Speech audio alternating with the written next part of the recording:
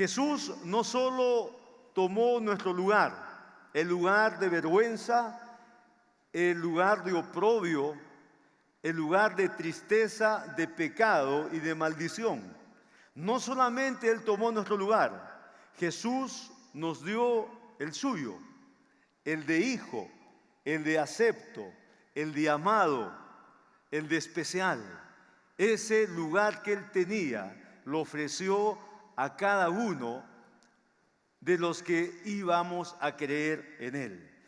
¿Sabías que mucho antes del nacimiento del tiempo, Dios el Padre ya estuvo pensando en ti? Eso dice la palabra. Que aún antes de la fundación de la tierra, Dios en su omnisciencia ya estaba pensando y soñando con cada uno de nosotros. Eso no nos puede entrar en la cabeza. Somos más de 7,000 millones de personas en la tierra y han pasado muchísimos años desde la fundación de Dios como una idea asombrosa para crear este planeta. Sin embargo, la palabra dice que antes de eso, Dios en su omnisciencia ya pensaba y soñaba con nuestras vidas. Esto es sencillamente asombroso, pero la Biblia dice que es cierto. Si pensamos en eso por un momento, entonces antes del huerto de Edén, antes que el huerto de Edén fuera plantado, tú y yo ya estábamos en Jesús. Antes de que Adán y Eva pecaran y fueran echados del huerto, nosotros ya estábamos escondidos en Jesús. Dios el Padre ya soñaba con tu vida y con la mía. Estuvimos entonces en la mira de Dios antes aún de nacer y mucho antes de pecar. Antes que nuestros pecados fueran rojos como la grana. Dios el Padre ya tenía proyectado lavarlos y emblanquecer nuestras vidas como la nieve. ¿Cómo y cuándo Dios hizo esto? Es la pregunta. Fue a través de la muerte de Jesús. Desde el libro de Génesis, Dios habla del plan que Él tenía. Dios pregona a través de los profetas mayores y menores del deseo y el plan que Él había desarrollado para favorecer a su creación, la humanidad. Así que la obra maestra de Dios, enviando a su único hijo para que muriera en una cruz, era la forma de concluir con aquel sueño que Dios había tenido desde el inicio. La intención del Padre fue siempre por ti y por mí. Hoy quiero invitarlos a que tomemos un momento con la palabra de Dios para meditar acerca del significado de la cruz, como una declaración del amor de Dios para tu vida. Voy a tocar 3 puntos. El primero es su muerte. No nos equivoquemos. La muerte de Jesús no fue un plan alternativo, no fue un segundo plan, no fue un plan de contingencia, no fue un plan B. La muerte de Jesús fue un plan no apurado ni desconocido. La muerte de Jesús fue un plan con muchos miles de años de anticipación hecho y planeado. A consecuencia de nuestro pecado como humanidad, alguien tenía que morir. Dile a tu vecino, alguien tenía que morir. Y aunque Él vivió una vida ejemplar, fue una vida simple pero poderosa. Una vida que parecía común y corriente, pero llena del propósito del cielo. Jesús jamás dejó de bendecir a las personas. Jesús jamás dejó de sanar. Jesús jamás dejó de afirmar a la gente. Jesús jamás dejó de liberar a los necesitados. Jesús jamás dejó de dar. Jesús nunca dejó de amar. Él vivió una vida al máximo. Cada día Él salía de su lugar para mirar qué necesidades había alrededor de él y cómo suplirlas. Y aunque su vida se desarrolló en una forma sencilla, la perfección estaba en ella. No hubo pecado alguno, dice la Biblia. Romanos 6:23 dice, porque la paga del pecado es muerte, mas la dádiva de Dios es vida eterna en Cristo Jesús. Así que Jesús vino a esta tierra con un claro propósito del cielo. Ese Padre amoroso, misericordioso, clemente y compasivo había decidido darnos una dádiva, un regalo. Y ese regalo era perdonar de raíz el pecado en nosotros. Y para que eso sucediera, alguien tenía que morir. Dile nuevamente a tu vecino, alguien tenía que morir. Había un precio que pagar, dice la Biblia. Había una paga por el pecado. Y esa paga y ese precio era la muerte. La muerte no de cualquier persona. La muerte no de cualquier buen hombre. La muerte no de cualquier ilustre religioso. La muerte no de un significado político o rey o mandatario. Alguien tenía que morir, pero ese alguien tenía que ser justo, sin pecado, sin maldad, sin mancha en su vida. Y no había uno solo, porque la Biblia dice, por cuanto todos pecamos y estamos destituidos de la gloria de Dios. No había hace 2000 años ningún justo. Ni hace 5000, ni hace 7000, porque el pecado entró en el mundo por un hombre y por el pecado la muerte. Así la muerte pasó a todos los hombres por cuanto todos pecamos.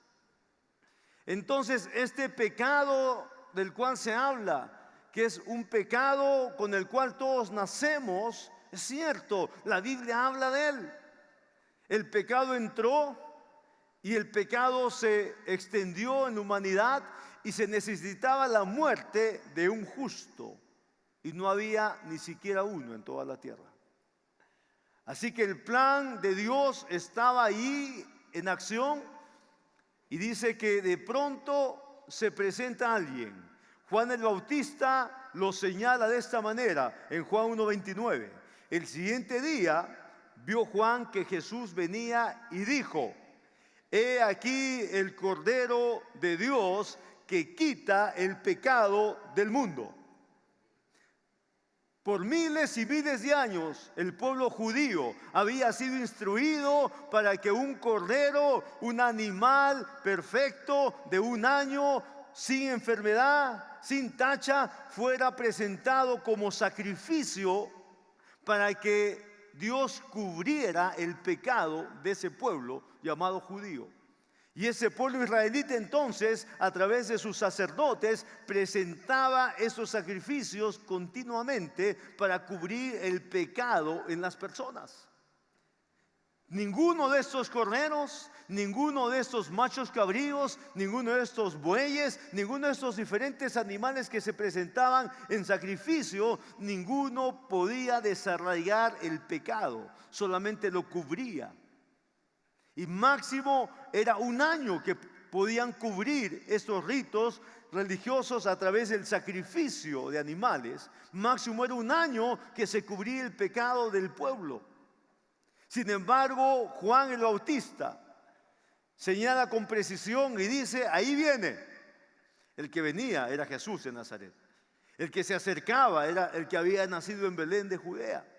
El que se acercaba a comenzar su vida ministerial. El que aún era desconocido. La primera frase con la cual él es señalado es esta: ahí viene el Cordero de Dios que quita el pecado del mundo. Así que en una frase conjunta, Jesús nació para morir en una forma significativa y llena de propósito. Él vino como el Cordero de Dios para un día ir a la muerte y en esa muerte de cruz quitar el pecado del mundo. Ese fue el plan de Dios de miles de años. Ninguno de nosotros estuvimos vivos hace 2000 años cuando esto aconteció. Sin embargo, Dios ya nos conocía, como dije al inicio. Él sabía que tú y yo íbamos a necesitar un Salvador que fuera puesto en nuestro lugar. Eso a consecuencia de nuestro propio pecado. Él lo sabía. Entonces, la muerte de Jesús tiene un gran significado. Toda la humanidad debería conocer el significado bíblico de la muerte de Jesús. Él a través de su muerte, Jesús a través de su muerte, no solo tomó nuestro lugar de vergüenza, de distancia de Dios, nuestro Creador, por el pecado, sino que Él, al ir a la muerte de cruz, nos estaba dando su propio lugar, y eso es importante explicarlo. Jesús, al salir del suyo, dejaba un espacio vacío. Jesús salía de ese lugar de hijo amado, de hijo acepto, de hijo en el cual el Padre tenía toda su complacencia. Él deja ese lugar y toma el lugar de pecado, toma el lugar de maldad, toma el lugar de muerte espiritual. Y cuando Él toma ese lugar, deja el lugar de hijo para que todo aquel que de Él crea no se pierda, sino que sea salvo, sea llamado hija de Dios, hijo de Dios, y tome el lugar que Jesús había dejado cuando fue a la cruz.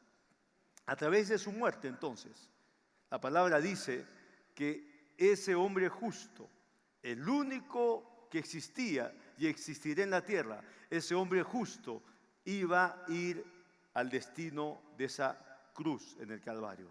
Dice 2 Corintios 5:21, que al que no conoció pecado, por nosotros lo hizo pecado, para que nosotros fuésemos hechos justicia de Dios en él. Ese es el lugar que dejó, el lugar de justo que Él dejó. Entonces nosotros somos llamados a ocupar. El lugar de hijo que Él dejó, somos llamados a tomarlo. El lugar de acepto, todo lo que la Biblia dice que Él era y dejó cuando fue a la cruz, es para que tú y yo lo tomemos espiritualmente. Dice la palabra entonces que el único justo en la tierra, tomó nuestro lugar cuando Él murió en aquella cruz. Nosotros entonces tenemos vida en su nombre. Tenemos el amor y la aceptación del Padre en su nombre. Tenemos la justificación y el perdón de pecados en su nombre. Tenemos la palabra y la autoridad que Jesús tenía en su nombre. Y tenemos entonces la promesa de la resurrección eterna en su nombre. ¿Cuántos pueden decir amén? ¿Cuántos se gozan por esto? La palabra de Dios dice que Jesús se hizo maldito. Y toda persona que era sentenciada a muerte como maldito tenía que ser expuesto al dolor, a la burla, a la crueldad de aquellos que lo sentenciaban, en este caso el Imperio Romano. Y la palabra de Dios dice entonces que Jesús tomó el lugar de maldito. Gálatas 3:13 dice: Cristo nos redimió de la maldición de la ley, hecho por nosotros maldición. Cuando Jesús fue escupido, cuando Jesús fue insultado, cuando Jesús fue tocado, cuando Jesús fue castigado en forma excesiva y se desangraba en camino al Calvario y caía, y por eso se le llamó a José de Arimatea, se le llamó para que pudiera ayudarlo a cargar la cruz. Entonces, cuando Jesús iba en ese camino de dolor y de vergüenza, la Biblia dice que Él se hizo maldito. Ese es el término bíblico. De eso se predica poco o nada. Jesús tomó el lugar de maldición que el pecado había colocado a ti, a mí y a toda la humanidad. Y él tomó ese lugar y ahí fue avergonzado, y ahí fue castigado, y ahí fue lacerado, y ahí fue insultado. Él tomó el lugar que a la humanidad completa le correspondía, a la que fue antes de él, a la que estaba ese día expectando y a la que venía después, como tú y como yo. Nos correspondía ese lugar, pero dice la palabra que él tomó ese lugar para que nosotros fuésemos hechos bendición. Él tomó el lugar de maldición por ti y por mí, para que nosotros podamos tomar el lugar de bendición de Dios. ¿Cuántos se gozan por eso? Un aplauso por el Señor.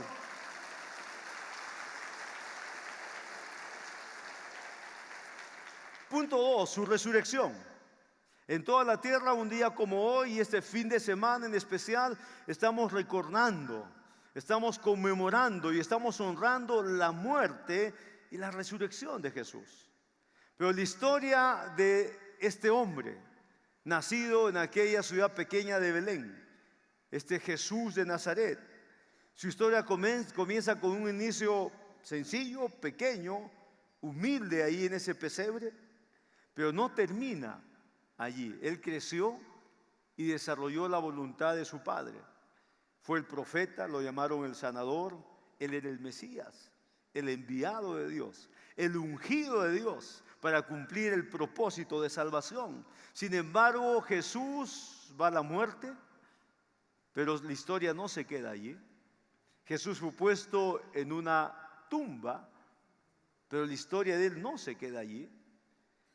Él salió de aquella tumba.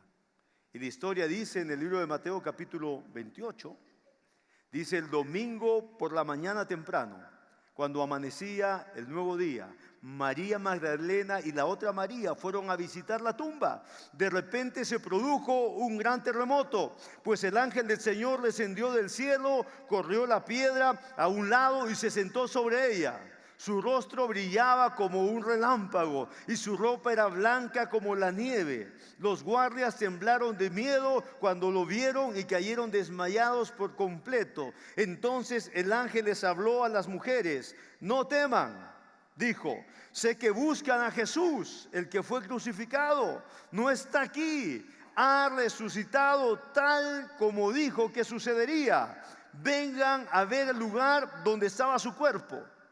Y ahora vayan rápidamente y cuéntenles a sus discípulos que ha resucitado y que va delante de ustedes a Galilea y allí lo verán. Recuerden lo que les dijo. ¡Wow! ¡Qué impresionante esa parte de la historia! Cuando el ángel les dice a las mujeres: no teman, porque ustedes están buscando a aquel que fue crucificado, pero no está aquí. Esa es una de las frases más impactantes de todo el Nuevo Testamento. Cuando los ángeles dicen a las mujeres: no teman, no está aquí, no está aquí, no está aquí. Él ha resucitado como lo dijo. Él ha resucitado como declaró con anticipación.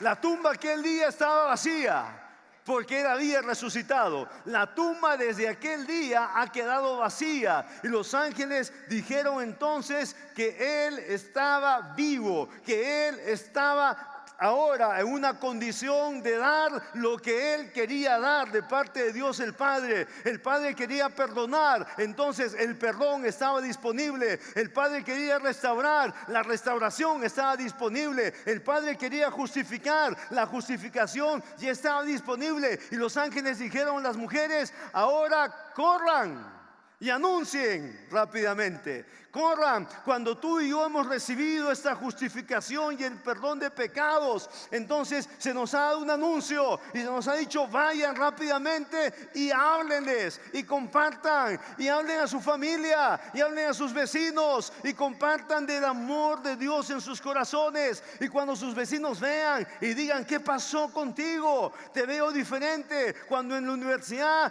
te digan y vean, digan: te Te veo lleno de gozo, te veo lleno de confianza, tienes una vida segura. Antes no eras así. Te veo lleno de alegría. Ya no te veo triste como antes. Cuando las personas pregunten, nosotros tenemos que ir con rapidez y decir: sí, Él ha resucitado, Él está en mi corazón, Él ha obrado en mi vida y Él va delante mío. Yo puedo saber que Él va delante mío, por eso tengo confianza, por eso tengo gozo. Él va delante mío y lo voy a ver en mi vida obrar una vez y continuamente. Gloria al Señor.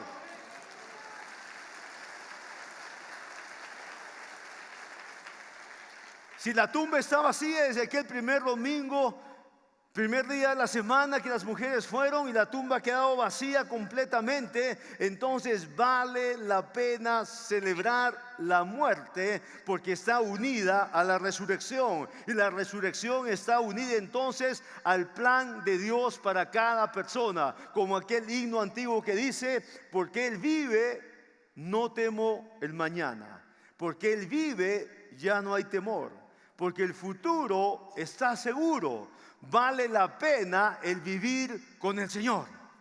Gloria a Él, gloria a Él, gloria al Señor Jesús.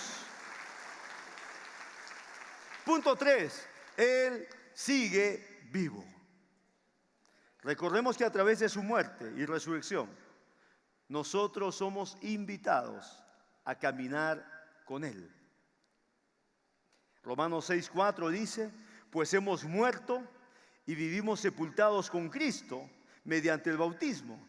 Y tal como Cristo fue levantado de los muertos por el poder glorioso del Padre, ahora, escuchen bien, dice: ahora nosotros también podemos vivir una vida nueva. El poder glorioso del Padre vino sobre Jesús y lo resucitó, y en cada cosa que el Padre hizo había un propósito, y dice que por esa resurrección ahora nosotros podemos vivir una vida nueva. ¡Wow! ¡Qué poderosa declaración! ¡Qué poderosa declaración! Yo quiero que todos repitamos en voz audible: ahora podemos vivir una vida nueva. Una vez más repitamos. Un aplauso por el Señor. Una vez más repitamos: ahora podemos vivir una vida nueva. ¿Cuál es tu respuesta a la revelación de esta verdad de la Biblia? ¿Cómo quieres responder a Dios en ese momento? ¿Cómo quieres vivir el resto de tu vida cuando encuentras una verdad contundente y clara en la palabra de Dios? Él ha hecho lo que hizo porque era el plan de Dios nuestro Padre, el que tu vida y la mía tuviera una expresión de vida nueva. Para eso Jesús murió y por eso Jesús resucitó de entre los muertos, para que nosotros podamos vivir una vida nueva. ¿Cómo una vida nueva? ¿Con quién una vida nueva? La palabra de Dios dice que Él sigue vivo. Entonces la vida nueva es con Él, con el que sigue vivo. Él resucitó y Él dijo que estaría con nosotros todos los días hasta el final.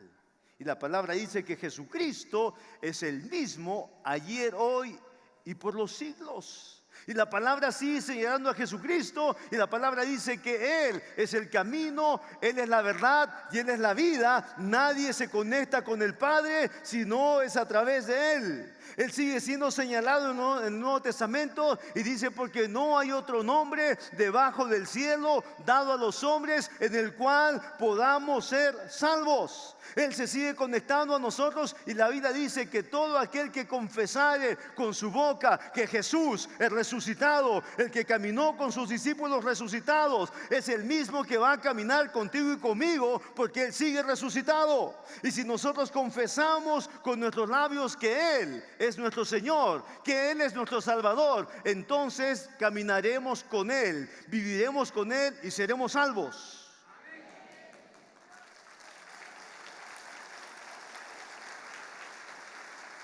con mucho amor y con mucha dirección quiero hablar a tu corazón y quiero decirte, hoy tienes la oportunidad de vivir una vida nueva, una vida diferente. La resurrección de Jesús permite que tú y yo podamos vivir esta vida diferente de la cual la Biblia habla. Este Jesús resucitado está vivo, está completamente listo para hacer una obra trascendental en tu vida. Si tú le permites hoy entrar en tu corazón, Él hará esa obra y la hará a su manera. ¿Cuál es su manera? Será el mismo poder de la resurrección que obrará en el interior de tu corazón. ¿Tú no crees que el poder de la resurrección es suficiente para perdonar todo pecado pasado? Borrar de nuestras vidas toda maldad, porque eso dice la Biblia. ¿Tú no crees que ese poder de la resurrección es suficiente para hacernos justos, aceptos y amados a los ojos de Dios, nuestro Creador? Es cierto, será el mismo poder que Jesús tuvo cuando se levantó de la tumba. Es el mismo poder que nos levanta para una vida nueva.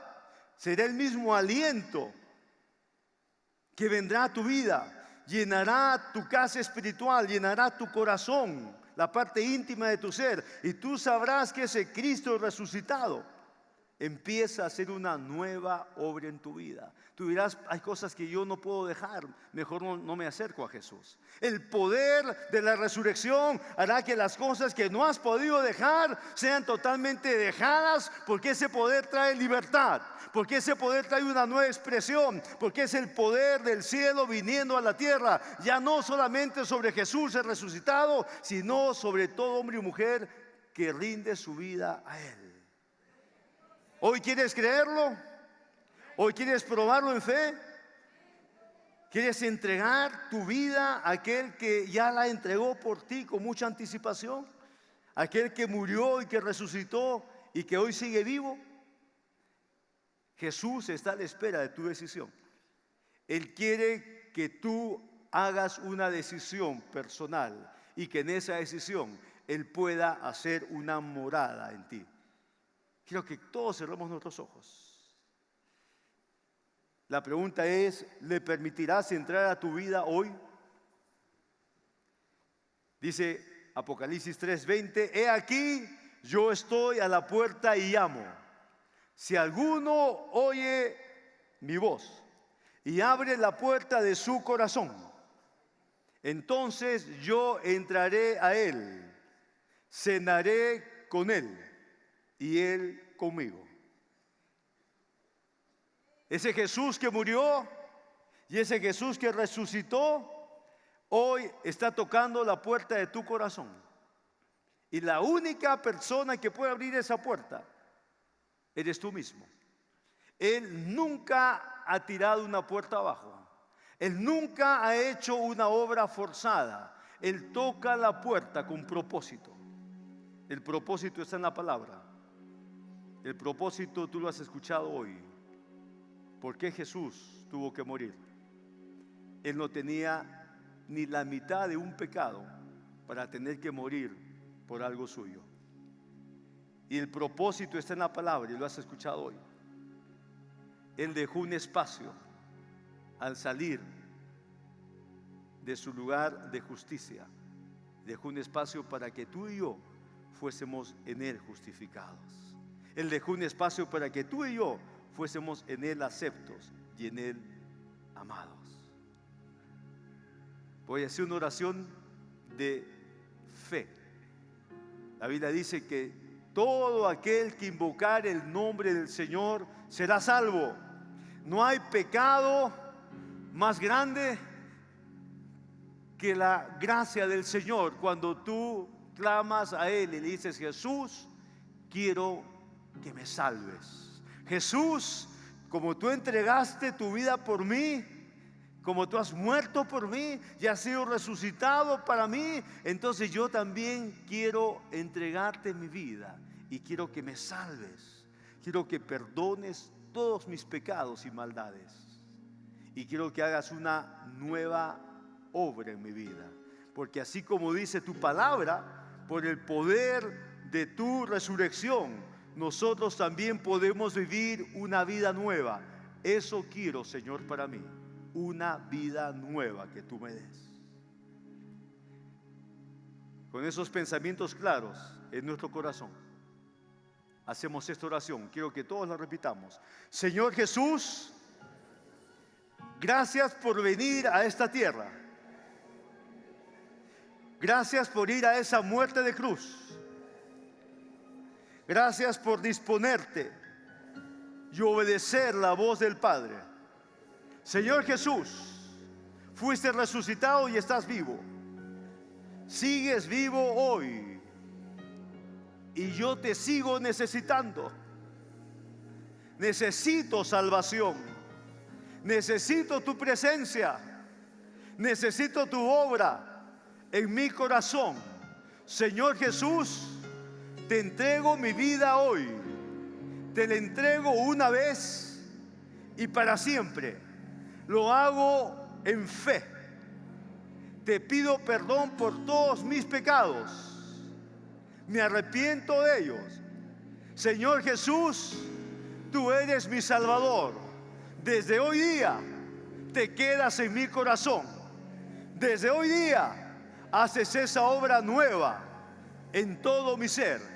Cristo Jesús, mi vida desde hoy te pertenece.